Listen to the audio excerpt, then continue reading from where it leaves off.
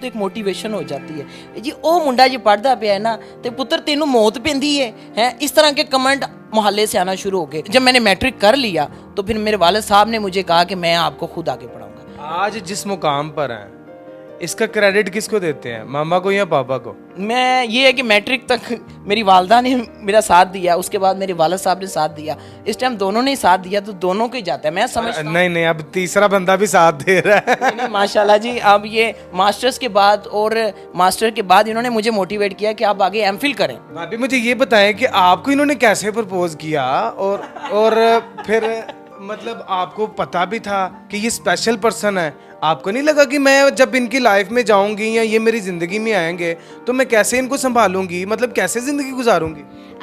ये आपको लग रहा है कि स्पेशल पर्सन है, मेरे लिए ये नॉर्मल से भी ज़्यादा नॉर्मल पर्सन है। अच्छा खुरम भाई, आपकी लव स्टोरी स्टार्ट कैसे हुई? मैं और इकरा एक इंस्टीट्यूट में कोर्स कर रहे थे। और तकरीबन इनका कोर्स मुकम्मल हो गया और ये अपने घर चली गई। और ठीक 1 साल बाद इनकी कॉल आई कि खुरम आप मुझे किसी जॉब पे रजिस्टर करवा दें। फिर इनको मैंने पक्की नौकरी दे दी है उस वक्त। तो तुसी चंगा कीता कि सरकारी नौकरी देती है।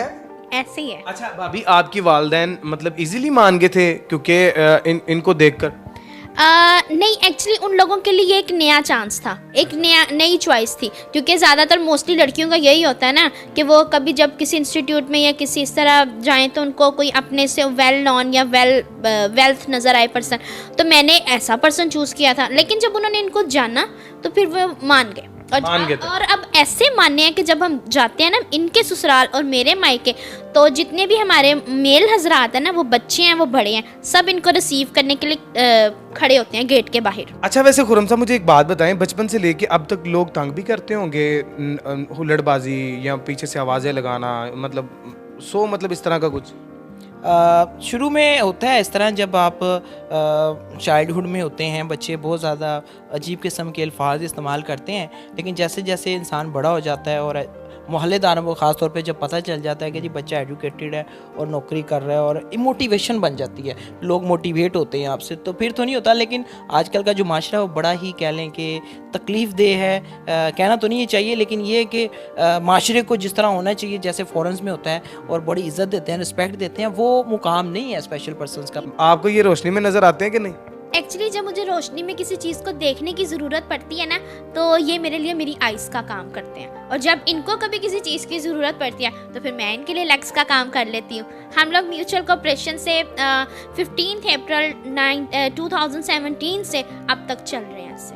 अच्छा, मैं आपको एक और मज़े की बात बताऊं कि लोग हमें इनको बुली तो करते ही करते हैं। तो लोग मोस्टली हम लोग अपना ट्रैवल कर रहे होते हैं ना बाइक पर, तो हमें लोग पैसे भी दे देते हैं। जी ऐसे ही मजदूर समझ के कुछ लोग ना पैसे देने की कोशिश करते हैं, चाहे हमने मोबाइल पर। एक दफा सर, 1 मिनट मैं बताती हूँ, आपको नहीं याद आ रहा होगा। एक बार एक अंकल उतरे, उन्होंने गाड़ी से उतरे, उन्होंने हमें 500 का नोट दिया। अच्छा। तो अब हम कह रहे हम क्या करें, ले गया ना, इन्होंने वो काफ़ी ओल्ड है इसे, इन्होंने फिर उनसे वो पैसे पकड़ लिए।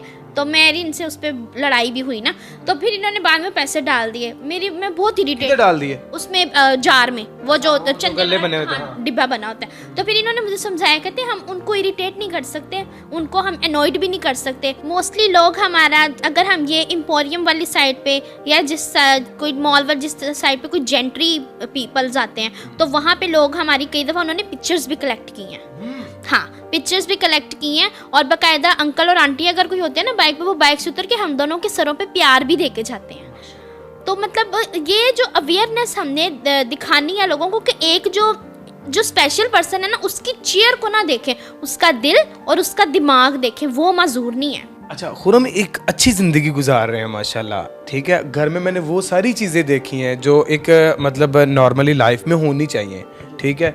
जैसे कि AC, LCD, UPS, ठीक है, बाकी तमाम वो चीज़ें जो इनके घर में इनकी ज़रूरत के लिए होनी चाहिए, वो सारी खुरम आपको किसी ने डोनेट की हैं या फिर अपने मेहनत से कमाई हुई हैं? मैंने ग्रेजुएशन के बाद पढ़ाना शुरू किया, उसके बाद साथ साथ मैंने मास्टर्स किया और उसके बाद मैंने तकरीबन अब मुझे कमाते हुए 2012 से लेके अब 2022 है, 10 साल हो गए हैं मुझे। और आपने देखा होगा कि ये डबल स्टोरी घर है अल्हम्दुलिल्लाह, ये मैंने अपने मेहनत से कमाया हुआ है। और अल्हम्दुलिल्लाह अल्लाह ताला ने सब कुछ दिया हुआ है। कितने मरले का घर है ये? 5 मरले का घर है और ये वालिद की तरफ से है मुझे, लेकिन ये है कि इसकी कंस्ट्रक्शन वगैरह और इसमें जो सामान वगैरह पड़ा हुआ है सारा कुछ मेरी कमाई का है। मेरे वालिदैन ने मुझे घर बना के दिया, मेरी एजुकेशन पे लगाया, मुझे इस मुकाम तक लेके आए हैं मुझे, और मैं समझता हूँ कि उन्होंने मेरे लिए बहुत कुछ कर दिया। अब उनसे मुझे कुछ नहीं चाहिए। और एक बड़ी मज़े की बात बताऊँ कि आज तक मैंने जो कमाया मेरे वालिदैन ने मुझसे 1 रुपया भी नहीं लिया। जो स्पेशल पर्सन्स हैं उनको क्या कहना चाहेंगे? मैं अपने तमाम देखने वालों से ये रिक्वेस्ट करूँगा कि काइंडली आप अपनी स्टडी पे तवज्जो दें। जो आपकी एजुकेशन है ना वो आपको ज़रूर नवाजती है, और मुझे जब जितना कुछ नवाजा हुआ है ये सिर्फ मेरी एजुकेशन ने ही नवाजा हुआ मुझे। जितने भी स्पेशल पर्सन हैं उनको आप सपोर्ट करें और उनके काम आएँ। और